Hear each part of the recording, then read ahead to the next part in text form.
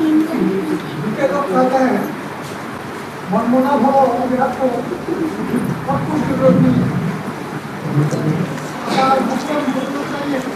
हाँ, लेकिन बहुत सब है जहाँ साकार मतलब है तो इसको कैसे सही तरह जवाब दिया जाए। कभी कहते हैं मन मना भव याद करो, हाँ, और कभी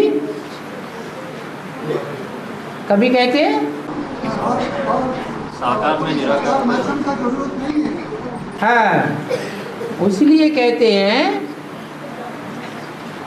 कि बच्चे साकार के 63 जन्म से आदी हो गए हैं।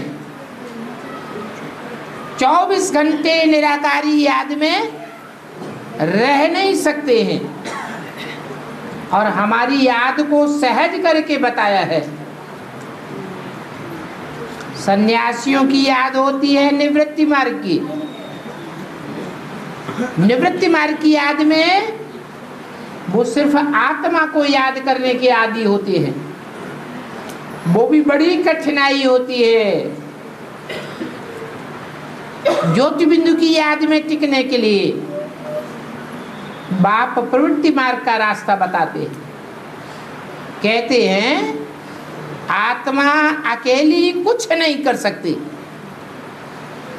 आत्मा बिगर शरीर जैसे जड़वत है, तो जड़वत को याद करेंगे तो क्या बनेंगे? जड़वत ही बनेंगे। इसलिए जितने भी विधर्मी हैं या विधर्मी धर्म पिताएं हैं, उनकी बुद्धि और उनकी बुद्धि से निकला हुआ ज्ञान जड़त्वमयी ज्ञान है या नई दुनिया में ले जाने वाला ज्ञान है? जड़त्वमयी ज्ञान। तो बाबा ने तो और हमको सहज करके बताया है। 24 घंटे धूनी रमाकर बिंदु की याद में कोई नहीं बैठ सकता।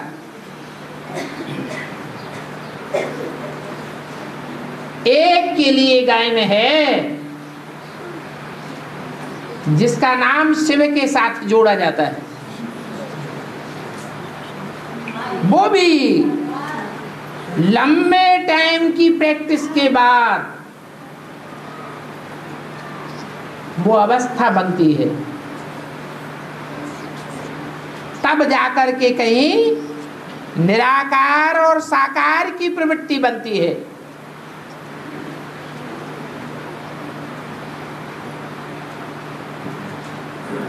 पूरे 84 जन्म ऑलराउंड पार्ट बजाने वाला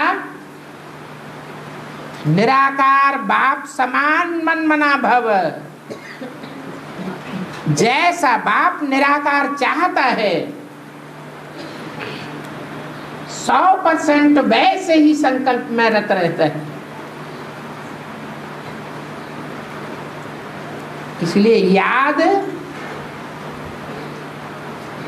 प्रवृत्ति मार्ग की है और प्रवृत्ति मार्ग में जन्म बाई जन्म इस सृष्टि पर 63 जन्म नहीं 84 जन्म रहने के हम आदी हैं। तो हमारे लिए तो और ही सहज हो जाता है। इसलिए बोला कम कार्डे दिल यार्डे। और बाबा, हाँ जी, जैसे हर चीज का रिसाइकलिंग होते रहता है, जैसे हर चीज का रिसाइकलिंग होता है, हाँ जी, क्या समय का भी रिसाइकलिंग होता है? आएगा समय टाइम समाधि रिसाइकलिंग होता है या वो आगे बढ़ता रहता है? समय का ही तो रिसाइकलिंग होता है।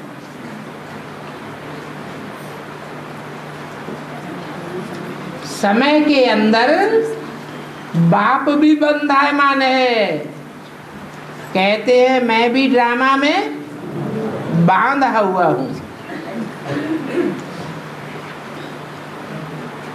हाँ, समय जड़ है और आत्मा चैतन्य है।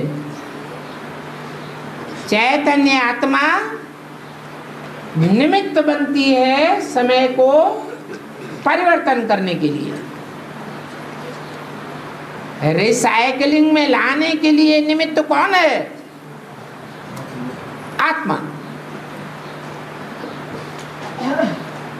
जो जितनी शक्तिशाली आत्मा होगी उतना परिवर्तन लावेगी।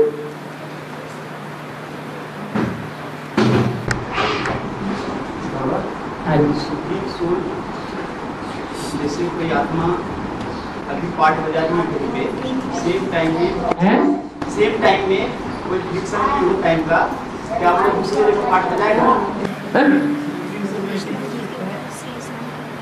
हर आत्मा का साइकिल नुदा हुआ है। आप जहां से आए हैं वहीं वापस जाएंगे। ऐसे ही हर आत्मा परम धाम में जहां से उतरी है, इस दुनिया में 84 के चक्र में जहां जहां उसका पार्ट रुंधा हुआ है, पार्ट बजाने के बाद परम धाम में उसी स्थिति में, उसी सीट पर जाकर के सेट हो जाएगी। जैसे यहाँ भी पार्ट आपका चल रहा है, तो क्या इस टाइम में कोई और पार्ट चल सकता है? ये आत्मा की शक्ति के ऊपर है। आत्मा अति सूक्ष्म है, तो एक समय में अनेकों में पार्ट बजा सकती है। फिक्सन ऑफ टाइम भी नहीं होना चाहिए, का भी अंतर नहीं पड़ना चाहिए जी। टाइम का कोई अंतर नहीं होना चाहिए, ऐसे तो नहीं हो सकता ना? नहीं हो सकता। हाँ, अंतर भी नहीं मालूम पड़ेगा। एक ही सेकंड में संपन्न आत्मा अनेकों में प्रवेश करके पार्ट बजा सकती है, अनेकों की बुद्धि को घुमा देगी। एकाग्रता की शक्ति की बात है।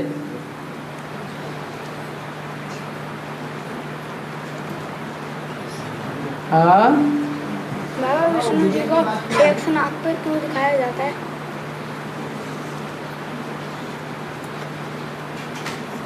अपनी बात पूरी करिए। हाँ, क्या कह रहे? आज जो दुनिया की बात करी, दुनिया जो याद नहीं है, बाबा को सिर्फ याद कर सकती है। बाबा को सिर्फ याद कर सकती है। बूढ़ी माता है। हाँ, तो वो स्वर्ग में आ सकती है, नई दुनिया में नई दुनिया में आ सकती है। हाँ जी। तो ऐसी बाबा ने बोला है 9 माताओं की आवश्यकता है। 9 माताओं की आवश्यकता नहीं बोला है, ये बोला बाबा को 8 बूढ़ी ऐसी माताएं चाहिए। सरेंडर बुद्धि,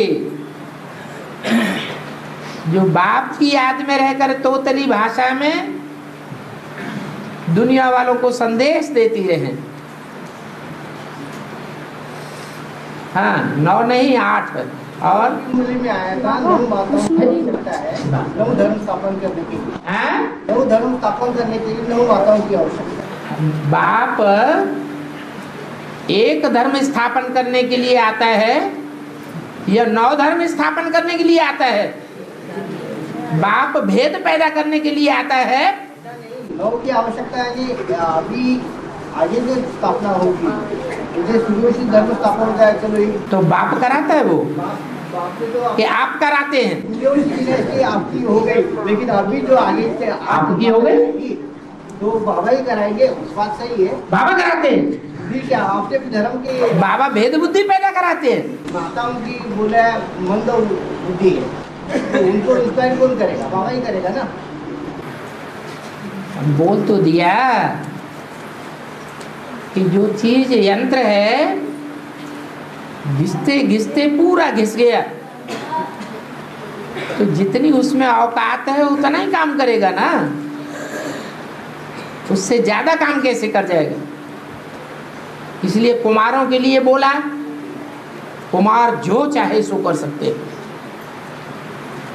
अब बुढ़ियों के लिए तो ऐसे नहीं बोलते हैं। कि बुढ़ियां जो चाहे सो कर सकती है? कुमार चाहे तो विश्व की बादशाही ले सकते हैं,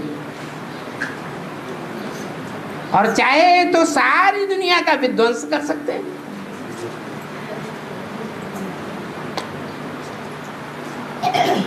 और बाबा आत्मा तो कभी बुद्धि होती ही नहीं। आत्मा की बात, कुमार की बात हो रही है या बूढ़ी की बात हो रही है?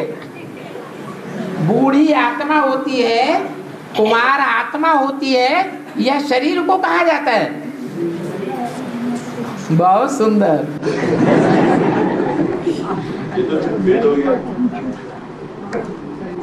प्रश्नावली फेल कर दी। और बाबा विष्णु जी को अरे इसको भी बोल लेने दो। हाँ। विष्णु जी को शेषनाग को लुटाया। हाँ।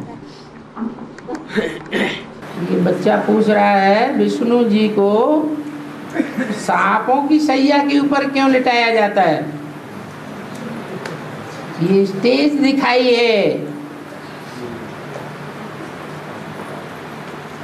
कि सांप तो इतना भयंकर होता है कि किसी के छूने में आ जाए अचानक तो चिल्ला के भाग खड़ा होगा, कहाँ मुसीबत आ गई। और विष्णु सांपों की सैया पर आराम से पड़े हुए, माने दुनिया की कैसे भी स्वभाव संस्कार वाली आत्मा क्यों न हो, विकारी ते विकारी आत्मा क्यों न हो, उन विकारी आत्माओं के साथ भी स्वभाव संस्कार मिला करके चलना, तालमेल बिठा करके चलना, उनको भी संतुष्ट करके चलना, ये विष्णु की शेष सैया की उपाधि दिखाई गई है। और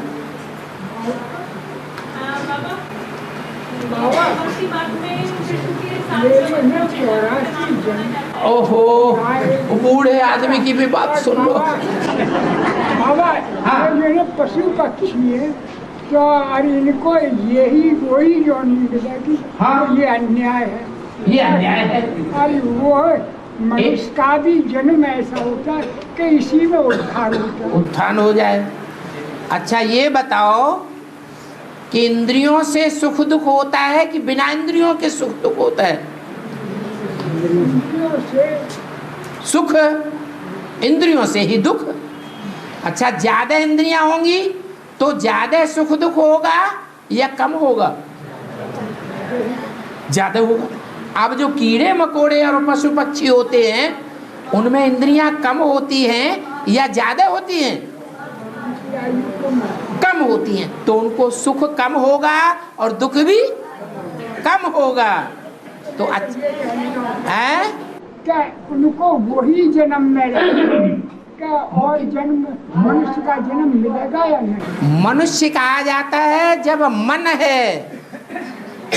प्राणियों में मन उतनी प्रधानता का नहीं होता है, इसलिए उनको मनुष्य नहीं कह सकते। वो मन का काम नहीं करते। मन का जो काम करे वो मनुष्य, मन का काम न करे तो मनुष्य नहीं है। तो प्राणी जो हैं वो मन उनमें होता तो है, लेकिन उस कोटि का मन नहीं होता जितना मनुष्यों का होता है।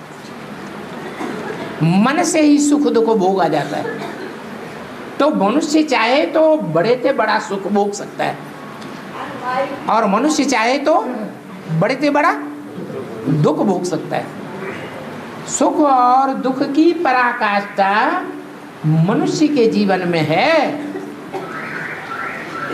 और जानवर इतने न दुखी होते हैं और न इतने सुखी होते हैं। और कर्म होता है क्या? हैं? कर्म जैसे कि पिछले जन्म में जो किया इस जन्म में जितनी इंसानों के साथ जो हो रहा है होता।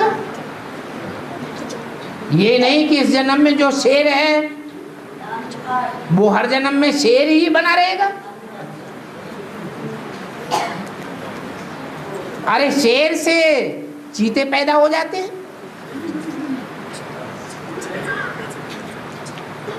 किसी जंगल में आग लग जाए,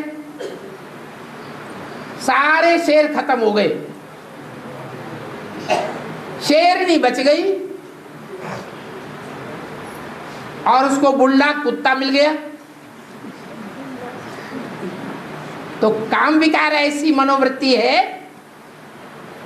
कि बुल्डा कुत्ते से भी नई जाति पैदा हो जाएगी। ये चौपायों की जाति है। जाति और प्रजातियां बदलती रहती हैं। और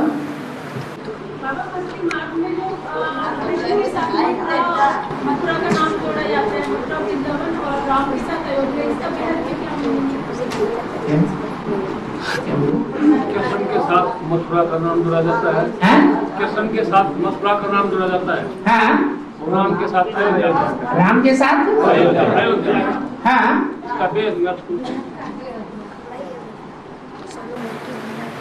राम ने जो दुनिया स्थापन की है, राम रचयिता है या रचना है? रचयिता है।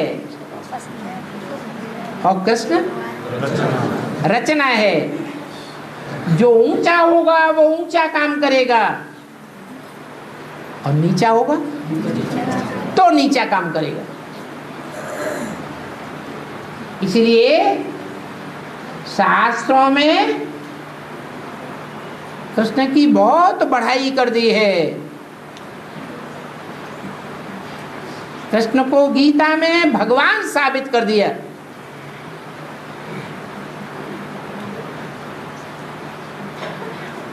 राम रचयिता है। राम में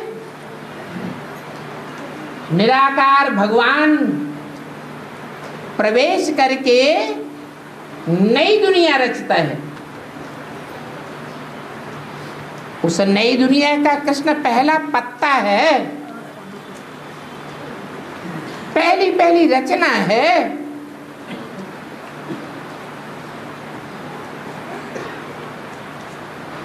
तो रचना कम पावर वाली होती है और रचयिता ज्यादा पावर वाला होता है।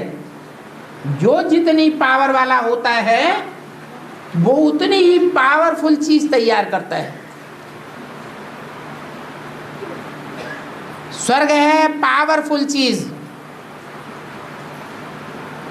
और नरक है क्या? कमजोर चीज।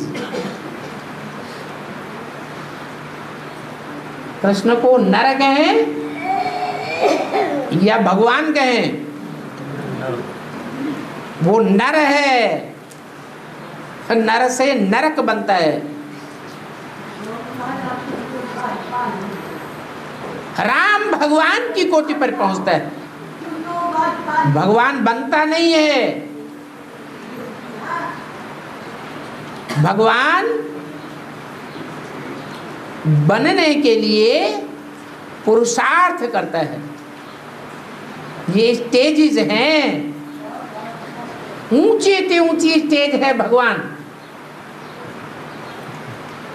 उसके बाद है देवता, उसके बाद है मनुष्य, उसके बाद नीच कर्म करने से बनते हैं राक्षस, दैत्य, और वो हो जाते हैं जानवरों से भी बदतर। जानवरों से भी नीची कोटि है पशु पक्षियों की, वो जो ज्यादा दुखदाई है। तो सबका रचयिता कौन हुआ?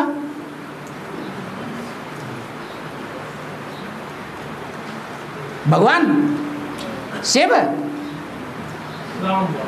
शिव को रचयिता नहीं कहेंगे। रचना और रचयिता का संबंध विनाशी और अविनाशी से है। रचना भी विनाशी और रचयिता भी विनाशी है। आज है कल नहीं रहेगा। ऐसे नहीं कि राम वाली आत्मा कलयुग के अंत में रचयिता है नई दुनिया का, नहीं। हाँ, शिव जब प्रवेश करे तो राम वाली आत्मा पुरुषार्थ करके नई दुनिया का रचयिता बनती है। तो स्थान में भी अंतर पड़ेगा या नहीं?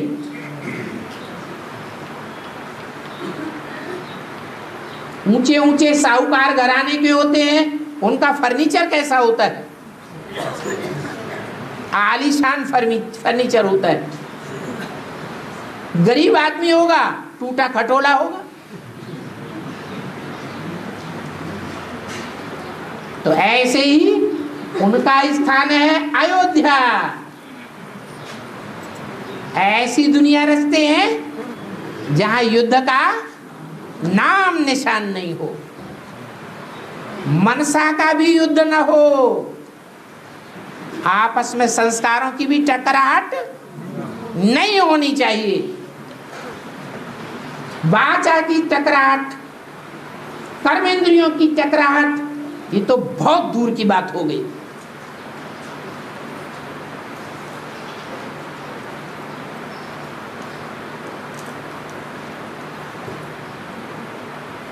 तो राम का कनेक्शन है अयोध्या से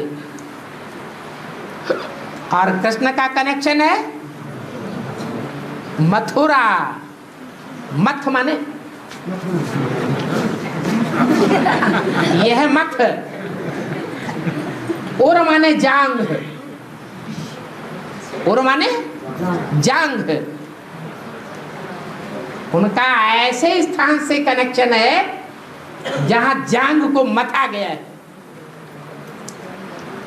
विकारी अर्थ का सूचक है कि निर्विकारी अर्थ का सूचक है? विकारी अर्थ का सूचक।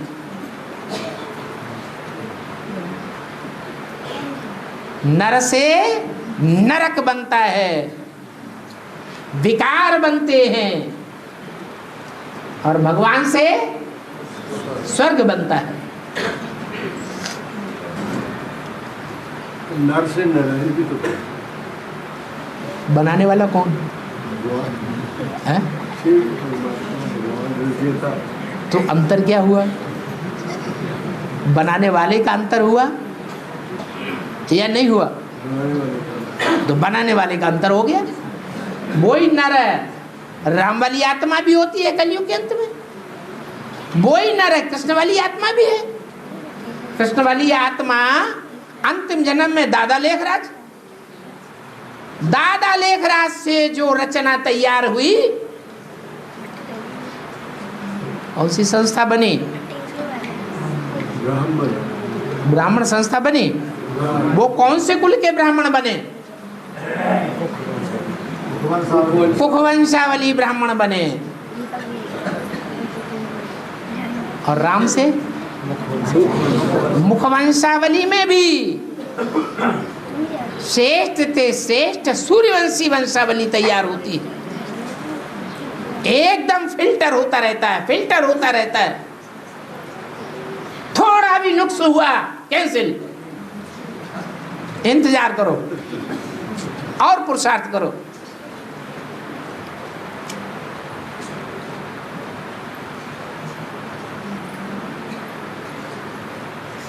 काशी मरो तो स्वर्ग पर। काशी माने याद की स्टेज। काशी माने याद। याद किसको आएगी? दुनिया को छोड़ेगा तो याद आएगी, और दुनिया को छोड़ेगा ही नहीं तो याद कैसे आएगी?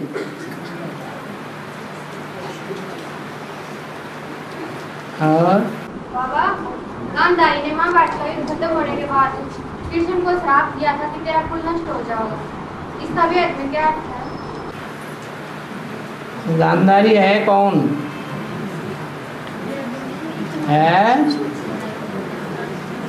अरे गांधारी कौन है? ब्राह्मणों की दुनिया में गांधारी कौन है?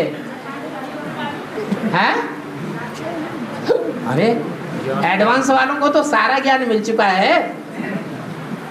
ब्राह्मणों की दुनिया में गांधारी का पार्ट किसका है? हैं? हाँ जी,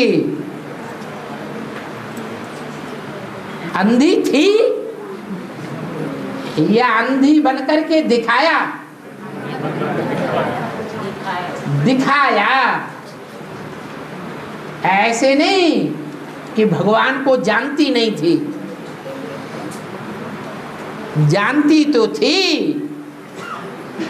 लेकिन अंधे बन करके दिखा दिया। हमें तो देखना ही नहीं आता।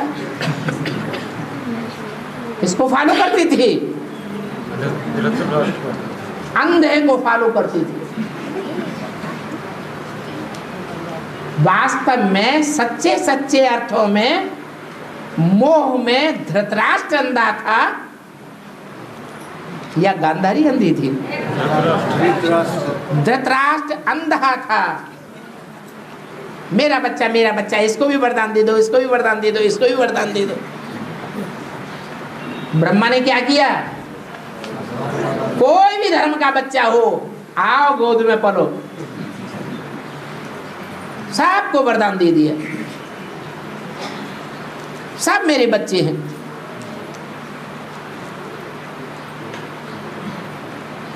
जैसे भाई अभी पूछता है कीड़े मकोड़े क्या भगवान के बच्चे नहीं है?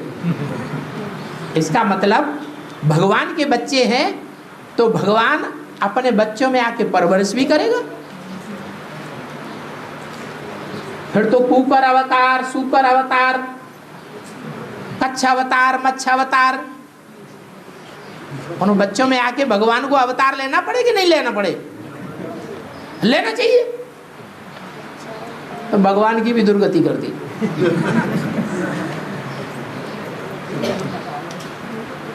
और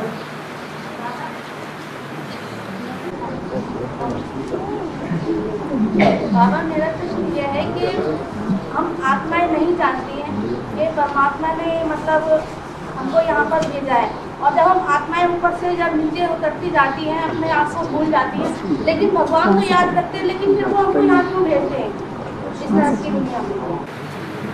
कर्म किसने किए?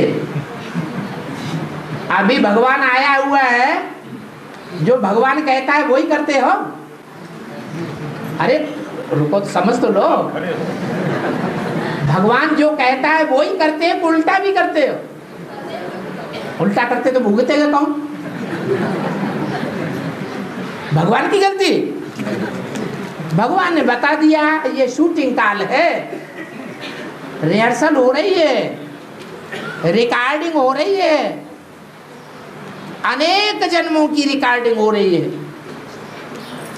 मैं तो रास्ता बताता हूं, मैं तुमको नरक में नहीं ढकेलता हूं, दुख की दुनिया में मैं नहीं भेजता हूं। मैं सिर्फ रास्ता बताता हूं कि ऐसे चलेंगे तो हल्के रहेंगे, स्वर्ग में रहेंगे, और ऐसे चलेंगे तो नरक में जाएंगे, दुखी होते रहेंगे। हो सकता है स्वर्ग में जाने का मोह भी न मिले।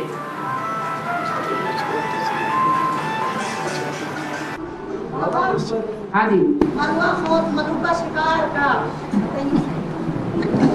मिरुआ कहते हैं जानवर को, मलूका कहते हैं शिकारी को। मिरुआ मौत माने जानवर की तो बेचारे की छटपटा छटपटा के मौत हो गई, और खुशी किसको हुई? शिकारी को बड़ा आनंद आ गया। बढ़िया मांस मिलेगा, भून भून के खाएंगे, मैं भी खाऊंगा, मेरी बीवी भी खाएगी, मेरे बच्चे भी खाएंगे। आज तो एकदम सारा दिन सफल हो गया। तो उसको कहते हैं मिरवा मौत, मनु का शिकार। ये हुई हद की बात। अब बेहद में भी ये बात लागू होती है। क्या तुम बच्चे शिकारी हो? क्या कैसे शिकारी हो? इस दुनिया में जानवर भरे पड़े हैं।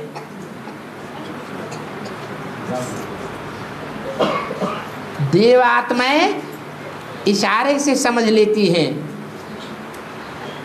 जो मनुष्य होते हैं कहने से समझते हैं, और जानवर कहने से भी नहीं समझते। उनके लिए क्या चाहिए? डंडा चाहिए, तीर कमान चाहिए, तलवार चाहिए, दंड चाहिए। तो ये दुनिया जानवरों की दुनिया है। भगवान को 70 साल से ऊपर हो गए चिल्लाते चिल्लाते, बच्चे ऐसा करना है, ऐसा नहीं करना है, ऐसे चलना है, ऐसे चलना है। जो जानवर बुद्धि है वो मानने वाले नहीं है। तो ऐसे जानवरों को क्या होना चाहिए? शिकार। और जो सीमत पर चलने वाले हैं उनको नई दुनिया मिलेगी। ये जानवर मरेंगे तब तो नई दुनिया आएगी। ये जानवरों की 500-700 करोड़ की दुनिया है, ये सुधरने वाले नहीं है।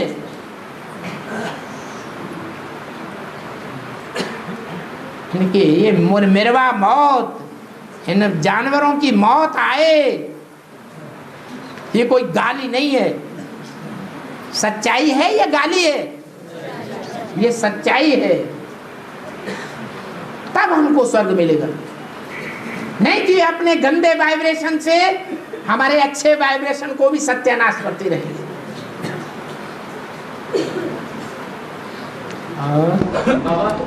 जेनेटिक बीमारी जो है बच्चों पे असर डालते रहता है, ये क्या है?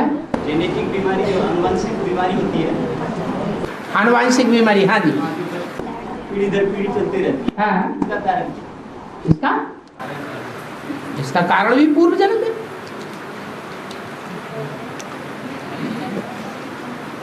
पूर्व जन्म के किए हुए कर्म के अनुसार ऐसे वंशावली में जाके जन्म मिलता है जहाँ उनको वो बीमारी मिल जाती है। आपको मेरे सपने में लौकिक घर में आए हैं, इसका बेहद क्या बड़ी बात है? आपको दुख हो रहा है क्या? नहीं, अच्छी बात है वो। तो अच्छी बात है, खुशी में रहो। हाँ जी, है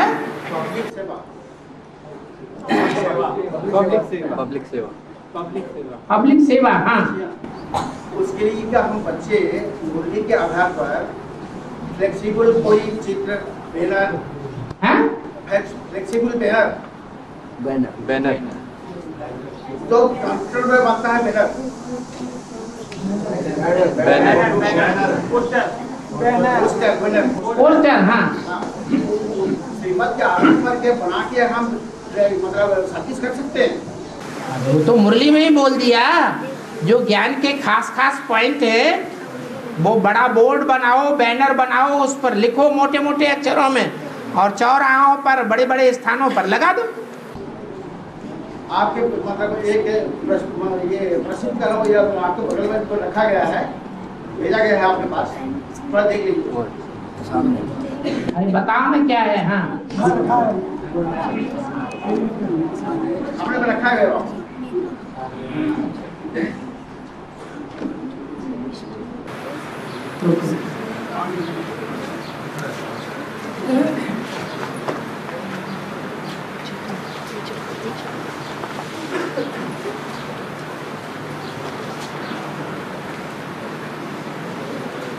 हाँ जी, ये चक्र बनाया।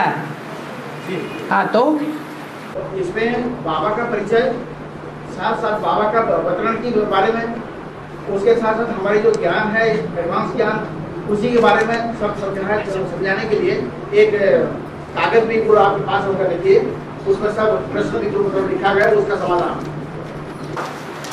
अब करना क्या है? पब्लिक को इसके बारे में समझाना है। पब्लिक को इस बारे में ये अलग चिपकाएंगे और ये छोटा कागज अलग चिपकाएंगे?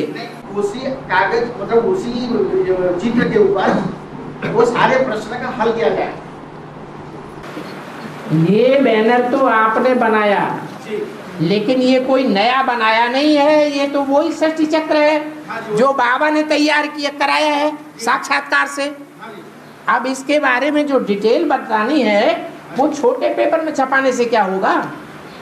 नहीं, कहने का मतलब वो पब्लिक को दे दिया जाएगा उसको, और उसी के ऊपर ही आपको समझाया जाएगा बोल के उसको संदेश दिया जाएगा। आपने बैनर लगाए चौराहों पर, तिराहों पर, एयरपोर्ट पर और ट्रेन में और स्टेशनों में, बस स्टैंड पर, और आप ले करके छोटा कागज इधर उधर समझाएंगे, किसी ने देखा है किसी ने नहीं देखा है, कैसे समझ में आएगा लोगों को?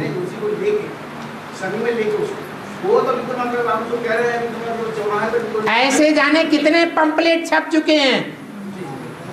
वो पंपलेट छपाना आसान है, लेकिन पंपलेट पर डिटेल में समझाना और लोगों को निकालना बहुत कठिन है। पंपलेट में पैसा सब कोई खर्च कर सकता है, दिमाग लगा के पंपलेट तैयार कर सकता है, लेकिन बांटेंगे किसको? दुनिया तो जानवरों की है, सुनना ही नहीं चाहती तुम्हारी राम रेंदा को। बाबा ने सीधा बताया, वो क्यों नहीं पकड़ते? आप अपनी मनमत क्यों चला रहे हैं?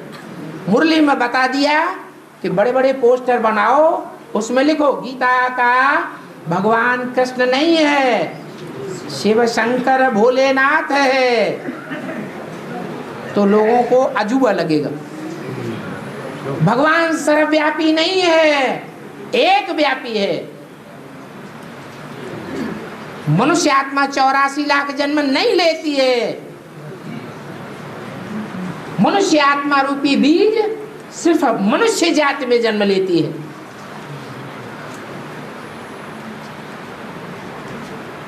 तो ऐसे डिटेल की बातें समझाओ। वही भी तो आपको दिया गया है, एक कागज में आपको दिया गया है।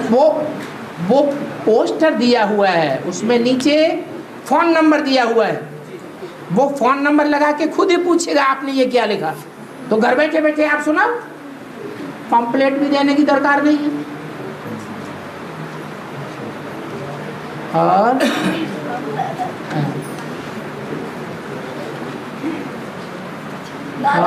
ब्रह्मा जी के 3 सर क्यों दिखाए हैं? देखे ही नहीं। ब्रह्मा जी के 5 सर भी दिखाए, ब्रह्मा जी के 4 सर भी दिखाए, 3 सर तुम्हें दिखाई पड़ते, पीछे वाला दिखाई नहीं पड़ता।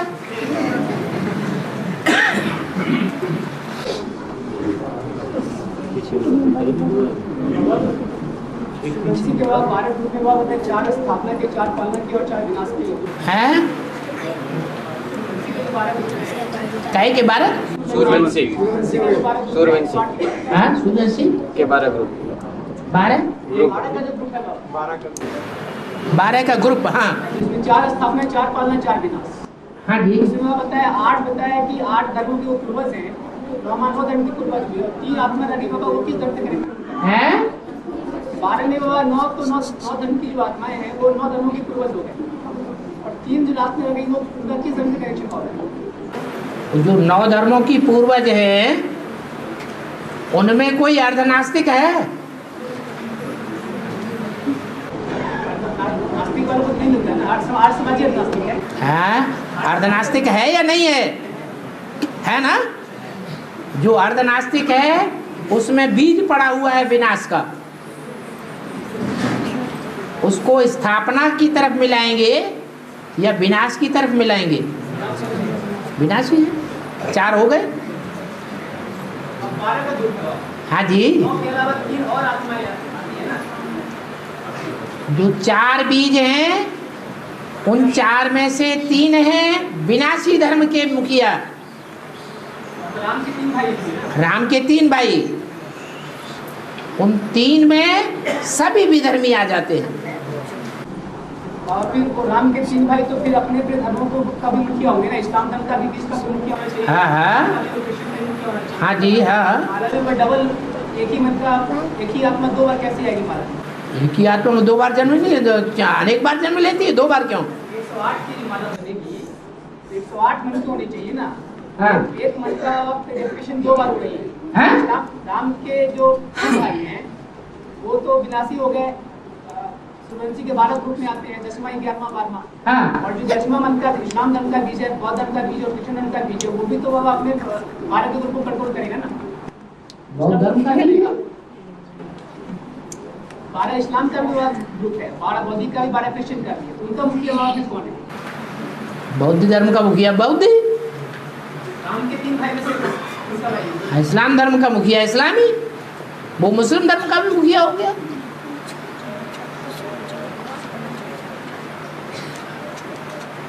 और अरे तुम पूछ क्या रहे हो, वो भी किसी की समझ में आए? बाबा 4 स्थापना, 4 पालना, 4। और माता जी आपका अब चेहरा देखना चाहती है, खड़े हो जाओ, दिखा दो दिखा दो दिखा दो। क्या प्रश्न किसी को समझ में नहीं आ रहा है तो देखना चाहते हैं? दिखा दो ना।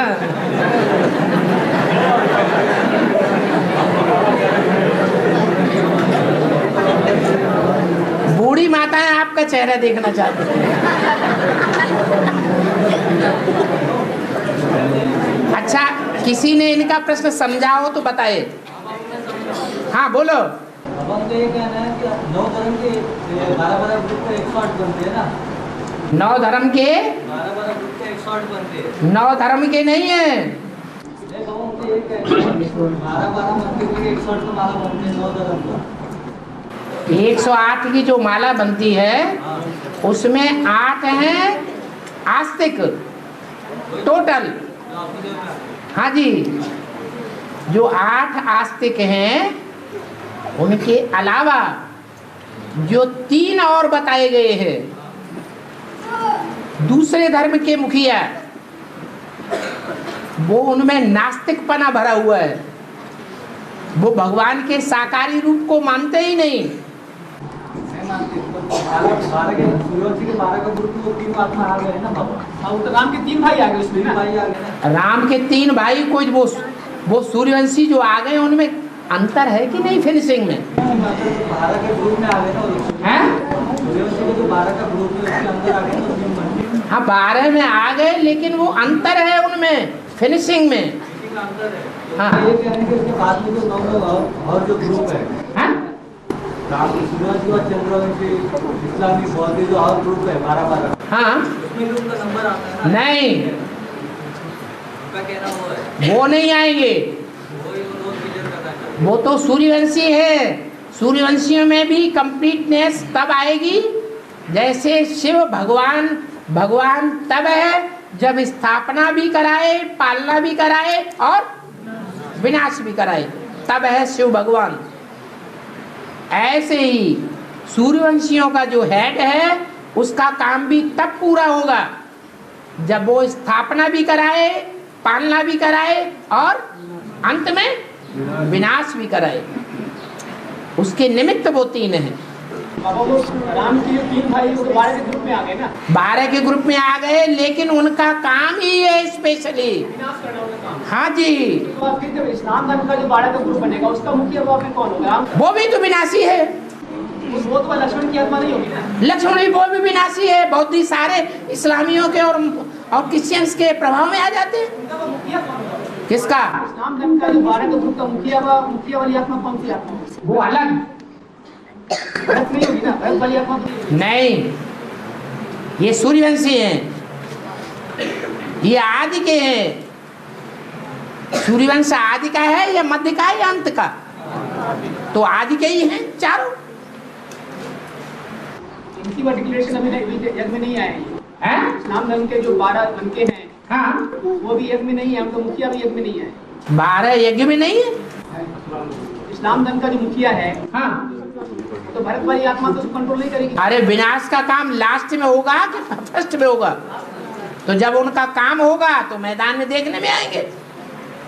अभी भी काम तो कर रहे हैं, उनका काम देखने में नहीं आ रहा है। विरोध कर रहे हैं, खंडन कर रहे हैं, विघटन कर रहे हैं या संगठन कर रहे हैं? विघटन कर रहे हैं। आदि से लेकर के अंत तक विघटन करेंगे। जब विघटन संपन्न हो जाएगा उनका काम पूरा, वो भी कल्याणकारी है, इसलिए आ जाओ ग्रुप में।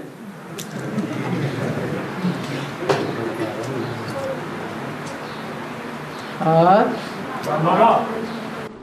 वनवास के समय साथ में वृक्ष जुड़ा हुआ है, भारत के साथ में भारत वृक्ष पे आ रहा है। वनवास के समय भारत के साथ में भारत के साथ में वृक्ष जोड़ते हैं बाबा। भारत के साथ वृक्ष जोड़ते हैं। भारतवर्ष, हाँ, इसका क्या मतलब है बाबा? वर्ष, वर्ष माने स्थान।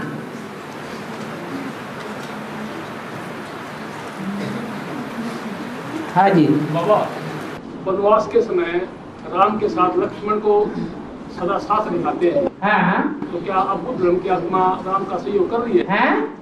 अभी बुद्ध धर्म की आत्मा जो है, लक्ष्मण वाली आत्मा, वो क्या राम का साथ दे रही है? यदि बौद्ध धर्म हो या संन्यास धर्म हो, ये जितने भी भारतीय धर्म हैं या सिख धर्म हो, इनका बीज राम में है या कृष्ण में है?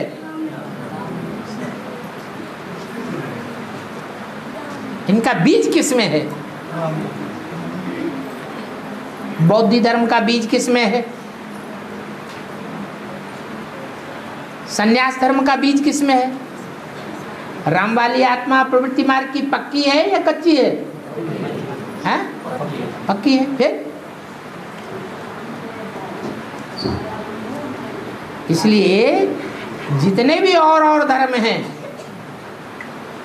उन सब का बीज ब्रह्मा में है, माँ में है। बाप तो प्योर है, धरणी धरणी धरणी धरणी धरणी का अंतर पड़ जाता है। और सीता का जन्म था, इसे होता है समाज आते। हाँ, सीता कौन आत्मा है, इस पे विचार ही नहीं चलता है आपका। सीता कौन सी आत्मा है? हाँ? हाँ, सीता वो आत्मा है जिसका बच्चा कृष्ण है।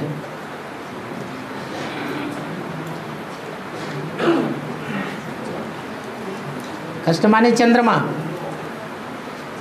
चंद्रमा किससे पैदा होता है? चंद्रमा की पैदाइश किससे? धरणी से। तो धरणी ही वसुंधरा है।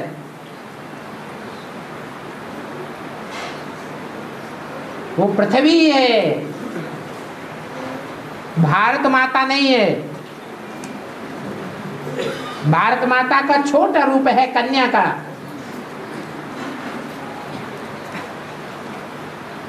प्रसंगी है, माता का रूप विस्तार में होता जाता है। अनेक देश पैदा हो गए, वो सीता है। पृथ्वी से ही जन्म लेती है, पृथ्वी में ही समा जाती है। हाँ। भगवान को समझा, वो तो 10-12 आदमी इकट्ठे मन लगते हैं, और सवाल करने को 10-12 आदमी इकट्ठे कई जने घेर लेते हैं चारों तरफ से, वो लगते हैं सवाल करने के लिए। हाँ? तो घबरा जाएंगे, इतना जवाब भी नहीं दे पाते हैं उनका।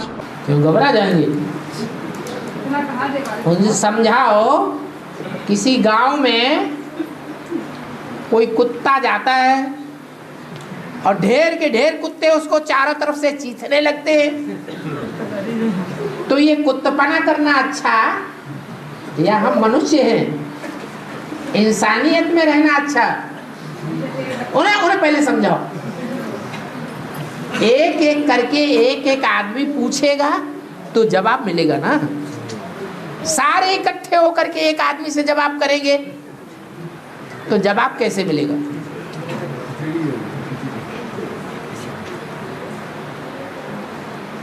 उसे नंबर दिए हुए हैं, फोन नंबर ढेर के ढेर नंबर दिए हुए हैं।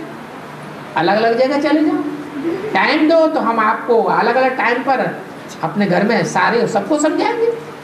आश्रम में आ जाओ, ढेर लोग मिल जाएंगे समझाने वाले। और बाबा जब आला उदल की लड़ाई छिड़ी तब वो यहाँ से जाने लगे। हैं? बाबा जब आला उदल की लड़ाई छिड़ी तो वो ये दुनिया छोड़ के जाने लगे। तो आला तो बाप था और उदल बेटा था, तो उनकी पत्नी ने पूछा कि तुम कहाँ जा रहे हो? तो उन्होंने बोला कि अब ये दुनिया हमारे रहने के लायक नहीं है। और बाबा उनके पास एक पारस पत्थर था, पारस पत्थर था, इस वजह से लड़ाई छिड़ी हुई। तो उन्होंने पारस पत्थर एक बहुत गहरे तालाब में डाल दिया और वहाँ से चले गए। जब सरकार को इस बात का पता लगा तो उन्होंने उस तालाब को सुखवा दिया और उसमें जंजीर से हाथियों को दौड़ाया। जंजीर बांध के हाथियों को बोला कि इसमें कूदे। तो जब वो कूदे, जब एक हाथी की जंजीर सोने की होगी, परंतु वो पारस पत्थर किसी को मिला नहीं। और कहा जाता है कि आज भी आला उदल उस जंगल में आते हैं और उस रक्षाबंधन के लिए और उस तालाब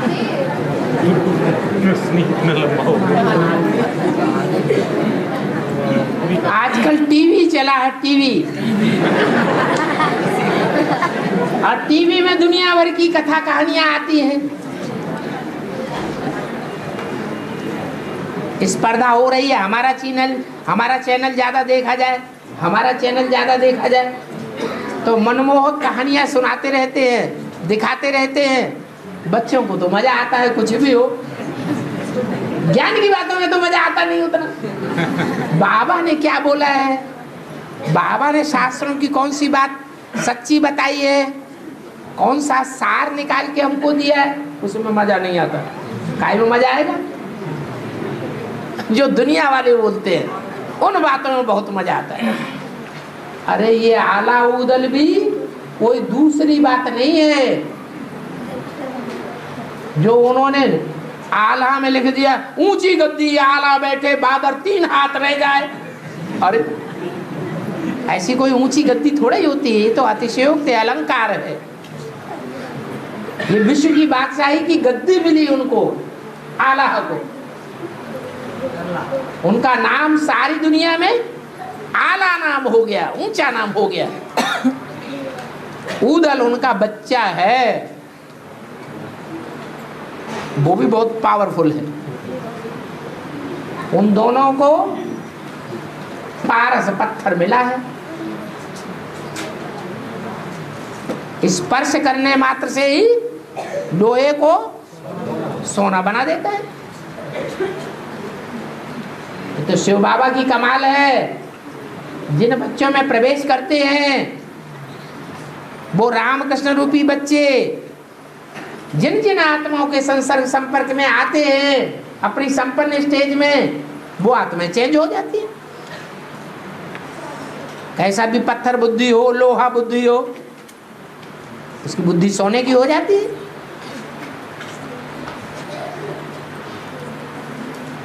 बातें तो सब सच्ची होती है, लेकिन उनको ज्ञान के दर्पण में देखने की शक्ति चाहिए। बाबा तो कहते हैं तुम बच्चे अखबार मत पढ़ो। ये ब्रह्मा बाबा तो अखबार पढ़ लेते हैं कभी कभी,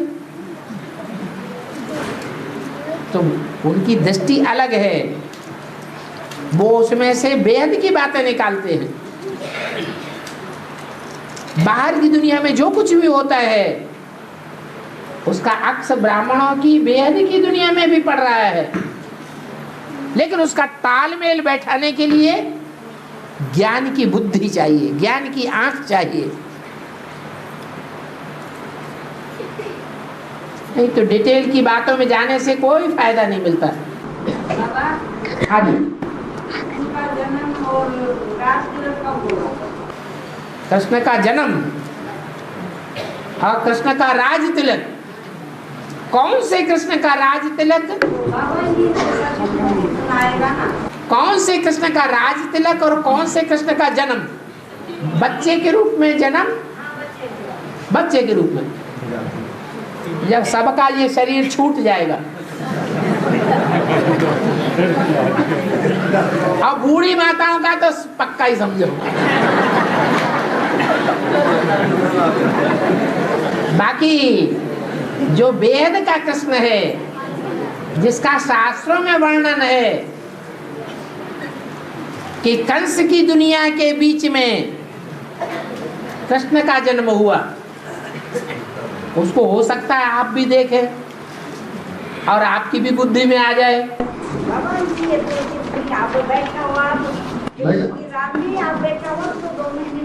राम भी बैठा हुआ, कृष्ण भी बैठा हुआ, रावण भी बैठा हुआ, अब बैठा तो सबको ही हुआ है।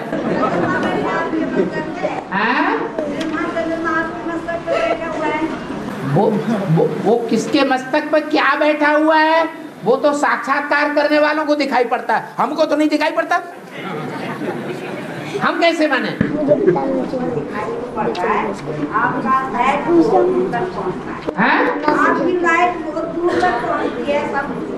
बूढ़ी माताओं को ज्ञान तो समझ में आता नहीं तो उन्हें साक्षात्कार होता रहता है, वो अपनी साक्षात्कार की बातें सुनाती है। और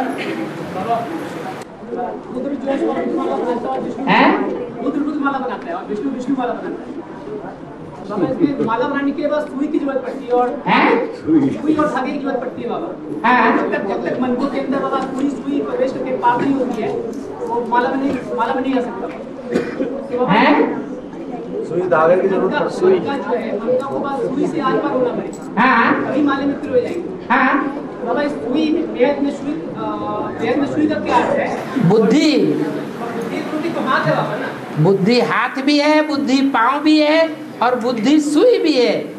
वो तीखी है बहुत, जैसे तलवार तीखी होती है, सुई की नोक भी बहुत तीखी होती है। तो राम की बुद्धि से उन्हें पार होना पड़ेगा। राम की बुद्धि से हर मन को पार होना पड़ेगा। तो मैं मना होगा कि स्टेप वाली बात होगी। हाँ, हर मणके को उस बुद्धि से पार होना पड़ेगा, क्रॉस होना पड़ेगा। विष्णु के साथ तो वही बात है, विष्णु वाली आत्माओं के विष्णु माला भी बनेगी तो वहाँ भी वही बात है। हाँ, रुद्रमाला हो चाहे विजय माला हो चाहे भक्त माला हो, बुद्ध रूपी सूची से तो क्रॉस होगा। और तुलसी बिरवा बाग में देखती कुमलाए राम भरोसे जो रहे वो पर्वत पर है, इसका पूरा अर्थ क्या है? तुलसी जो है वो बाग में, उसका बाग भी होता है। कहीं देखा है तुलसी का बाग? नहीं देखा? हम बताते हैं। बद्रीनाथ जो पहाड़ है, जहाँ बद्रीनाथ मंदिर है, वहाँ तुलसी के बड़े बड़े पेड़ पौधे हैं। उस बाग में आदमी जाए तो डूब जाए, देखने में भी नहीं आता। पर्वत पर लहराता है। और आगे राम भरोसे जो रहे वो पर्वत पर है। देखो, वो राम के भरोसे है। राम माने भगवान, उसको किसी के आधार की दरकार नहीं है। और तुलसी को तो जानते ही है, तुलसी के बगैर भगवान का भोग लगता नहीं है।